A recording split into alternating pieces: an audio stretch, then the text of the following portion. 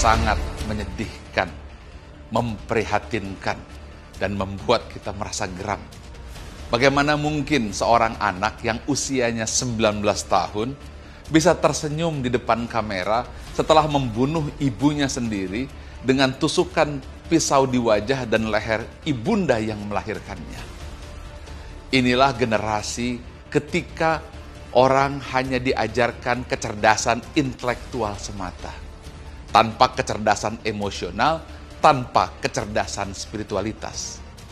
Kecerdasan emosional adalah kemampuan untuk merasa, what do I feel? Orang menyebutnya EQ atau emotional quotient. Dan itu tidak pernah diajarkan di bangku sekolah, apakah SD, SMP, SMA, atau bahkan sampai universitas. Apalagi kecerdasan spiritualitas. Kecerdasan spiritualitas atau SQ atau spiritual quotient atau spiritual intelligence, itulah kemampuan untuk mendengar hati nurani dan faham siapa jati diri dan suara hati fitrah yang terdalam atau who am I. Kita terbiasa mengabaikan emosi, terbiasa mengabaikan hati nurani, sambil berkata bahwa emosi dan hati tidak berpikir, tapi ini yang berpikir. Dan inilah yang terjadi.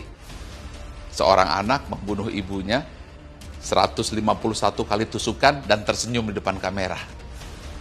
Mudah-mudahan ini pelajaran untuk kita semuanya. Bukan hanya di Indonesia, tetapi juga di Malaysia dan di seluruh dunia.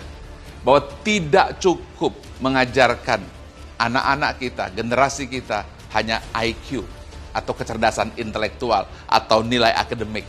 Yang itu sudah jelas hanya berperan 10 hingga 20% saja keberhasilan.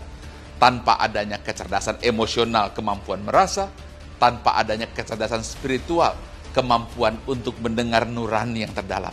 Mudah-mudahan ini menjadi pelajaran besar agar kita mengajari anak-anak kita IQ, tapi EQ dan SQ sebagai kecerdasan paripurna yang harus dikombinasikan.